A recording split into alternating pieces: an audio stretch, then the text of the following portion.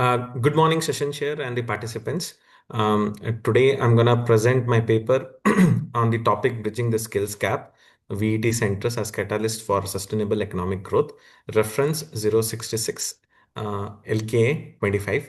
And my name is Chintamanigouda Patil, research scholar, Institute of Management Studies, Davanagere University, State of Karnataka, India. And my co-author Mr. Corresponding author, Assistant Professor, Dr. Ramesh Chandrahasa, Institute of Management Studies, Davanagere University, State of Karnataka, India. So, about the title, when I say VET, it's Vocational Education and Training Centers, which will act as a catalyst for the sustainable economic growth, and how vocational education plays a vital role in bridging the gaps between the academic and the industry. So, this is what I'm going to talk today on my paper. So the contents looks like this of my presentation or my paper. First is the introduction, the research objectives, the methodologies, what I have used, key findings. In that I have four key findings. One is the employment and entrepreneurship, inclusivity, green and digital skills, industry linkages, challenges, policy recommendations, and conclusions.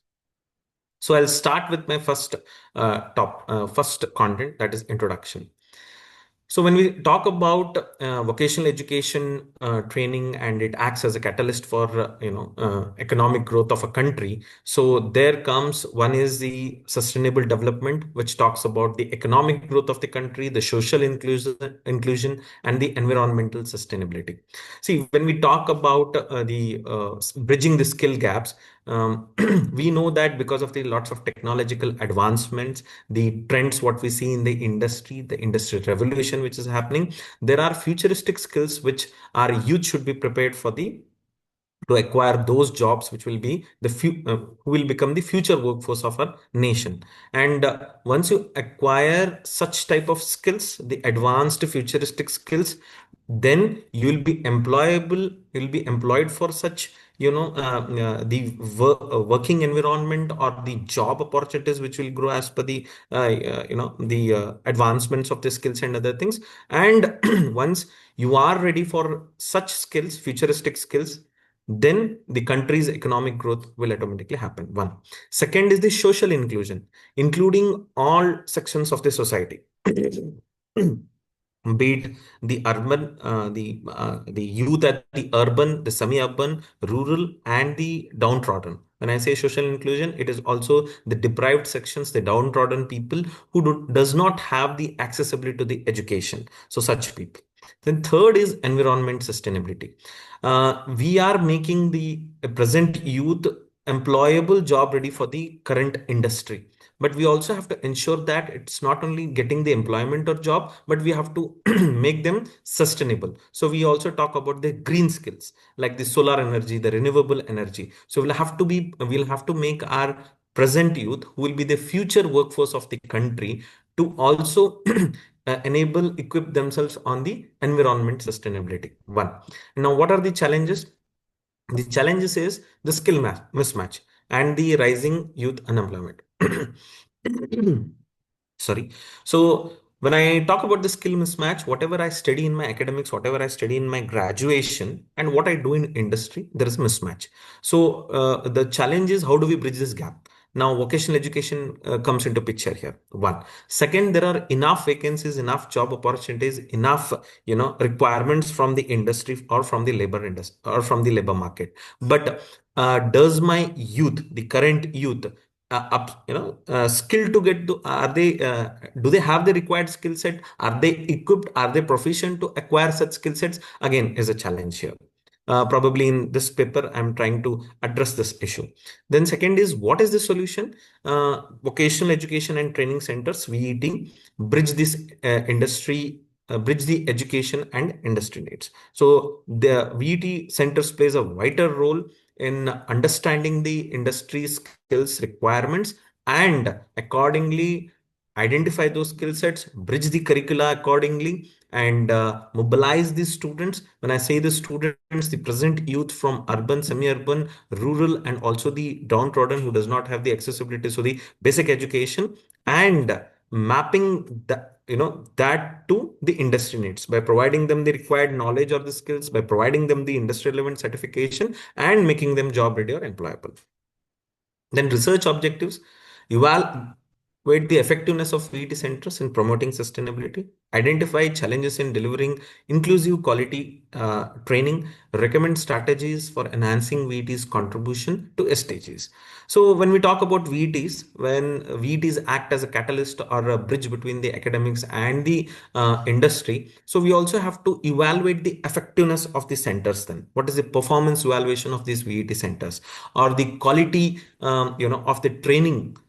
Because when we talk about the futuristic skill sets, when we talk about the technology advancements and the industry going at such a pace, then the trainers, the teachers also should be equipped, proficient enough to acquire those skill sets, prepare themselves, and accordingly train our existing or the current youth to acquire those futuristic skills and become the future workforce of the country, which will help in economic growth of the country. So how do we evaluate the effectiveness of the VET then? That is one. Second, now what are the challenges the VET is facing? Again, how do we include? Because we are talking about SDG, we are talking about the inclusivity. Then how do we include the all sections of the society and give them the quality training and ensure that we make them job ready, employable, and also ensure that how these people become an entrepreneur also. So these are the things what we'll be addressing. And what are the strategies we are looking in enhancing their VT's contribution to sustainable development growth. The methodology what we have used is narrative literature review, and the sources, academic research, policy reports, sectoral data, specifically with the India and global, and then focus areas, employability, gender inclusion, green skills, and SDG alignment. So the key findings are four. One is employment and entrepreneurship. Key findings again, inclusivity, green and digital skills, and the industrial linkages, right? So when we talk about employment and entrepreneurship, there are four stakeholders. One is the students, the youth of this country. The second one is the VET centers, the vocational education and training providers or the skill development providers. The third is your government, what all policies they are making to ensure that the current youth become the employable, job ready, and how do they address this youth unemployment. Fourth is your industry. So government has taken enough initiative and come up with many projects and schemes like PMKVY, Pradhan Mantri Kaushalya Vikas Yojana, or Prime Minister Kaushalya Vikas Yojana, and they have set up a NSDC, National Skill for Development and Corporation, and we also have one council, National Council for Vocational Education and Training, where they bridge this gap again by talking to the industry, understanding what are the skills which were required for the current youth, accordingly design the curricula, and this curricula is shared with the VTs, the skill providers, with all the criteria requisites, and accordingly there is this TTT, train the trainer, which happens to the faculties over there, which builds on their skills, builds on their proficiency, given the tools and other equipments for them to train the students, where there is a quality of training which will be provided. And even government is funding such skill development projects where we are trying to bring in that industry skills by changing the curricula, enabling the partners, vocational education trainers, and training the students thereby. And also it supports in micro enterprises and rural entrepreneurship too, because again this second point talks about the inclusivity, where we have the micro and small and medium enterprises at a rural level. Then they have a program where micro enterprises can also involve in such schemes, where there is a backward integration which happens. So they come up with these skills, these are the requirements. They also set up that infra where the students are trained, and also after the training, not only making them job ready, also change their mindset of becoming an entrepreneur, so they stand on their own. And the major focus is healthcare, IT, and construction, right?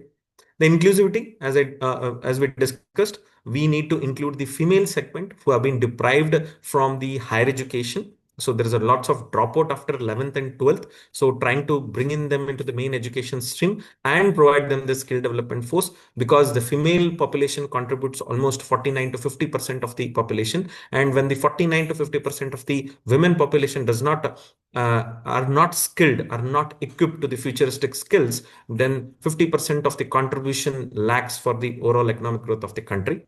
Then second is barriers, stereotyping, limited access for the marginalized.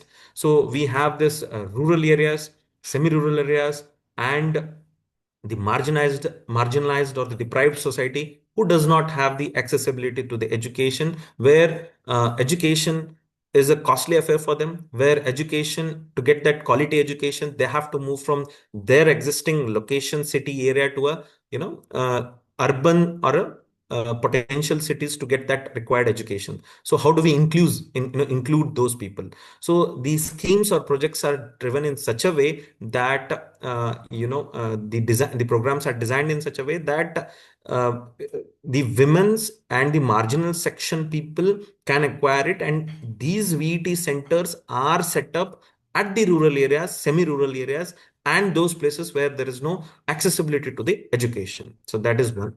And also, the infrastructure also is set up at such places where there is a scarcity of the internet, internet or the systems or the lab setup. So government has invested enough, and VTs are getting this benefit of setting in or establishing a infra, and then training these two candidates at that level. Then green and digital skills. It's not only about the technological advancements. We are preparing our current youth for the technological advancements or the sector changes, what is happening, or the industry which is growing at a fast pace, but also linking them to the sustainable development growth, talking about green and digital skills, which will be there for a long time, which is connected to our environment. That is your renewable energy, waste management, and eco-friendly, right? And the change that the delivery of training, the acquiring of the skills has changed. Previously, pre-COVID, it was the instructor-led training. Now, with the change, we have adopted this blended learning adoption, where candidates can also attend training or take this education online. And then how do we fix it? How do we fix the rural digital divide? Is again the another thing. And industries also have come into the picture. Lots of companies who are into CSR have come into the place to help students, because they know these are the skill sets which are required, and they have set up the lab infrastructure and trained the candidates on those equipments or on those skills, and then have given the internships and also have hired them for the placements.